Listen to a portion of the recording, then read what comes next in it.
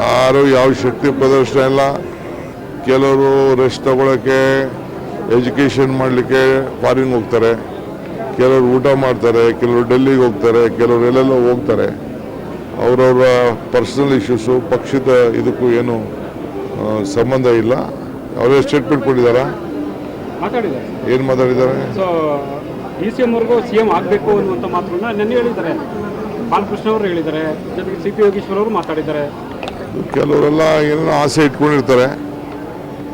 ಏನು ಮಾಡ್ತೀರಿ, ಎಲ್ಲ ಹೊಸಬ್ರಲ್ವಾ, ಮಂತ್ರಿಗಳಾಗಬೇಕು ಅಂತ ಆಸೆ ಇರ್ತದೆ. ಅಲ್ಲಪ್ಪ ನೋಡಯ್ಯ, ಮಂತ್ರಿ ಆಗಬೇಕು. ನಾವೆಲ್ಲ ಓಲ್ಡ್ ಆಗೋದು. ನಾನು, ಪರಮೇಶ್ವರು, HK ಪಾಟೀಲು, ನಾವೆಲ್ಲ ಭಾಳ ಚಿಕ್ಕ ವಯಸ್ಸನ್ನ ಮಂತ್ರಿ ಆದವರು. ಮಾದೇವಪ್ಪನವರು, ಸಿದ್ದರಾಮಯ್ಯನವರೆಲ್ಲ. ಸೊ ಎಲ್ಲ ಹೊಸಬ್ರು ಆಸೆ ಪಡ್ತಾರೆ. ನೀವು ಮಾತ್ರ ಆಗೋದ್ರಿ ಮಂತ್ರಿ, ಆಗ ನಮ್ಮನ್ನು ಮಂತ್ರಿ ಮಾಡಿಸಿ ಅಂತ ಹೇಳ್ತಾರೆ. ಸೊ ನೋಡೋಣ, ದೆಹಲಿಯವ್ರಿಗೆ ಈ ವಿಚಾರನ ಗಮನ ಇಡುತ್ತೆ. ಮಂತ್ರಿ ಜೊತೆಗೆ ನಿಮ್ಮನ್ನೇ ಅವ್ರು ಕೇಳ್ತಾರೆ ಸರ್. ಮಂತ್ರಿ ಜೊತೆಗೆ ನಿಮ್ಮನ್ನೇ ಇಟ್ಕೊಂಡೇ ಕೇಳ್ತಾ ಇರೋದು ಸರ್ ಅವರು. ನನಗೆ ಗೊತ್ತಿಲ್ಲ, ನನ್ನ ಹತ್ರ ಇನ್ನು ಅವ್ರು ಯಾರು ಬಂದು ಮಾತಾಡಿಲ್ಲ. ಬಂದು ಮಾತಾಡಲಿ, ಆಮೇಲೆ ಮಾತಾಡ್ತಾರೆ.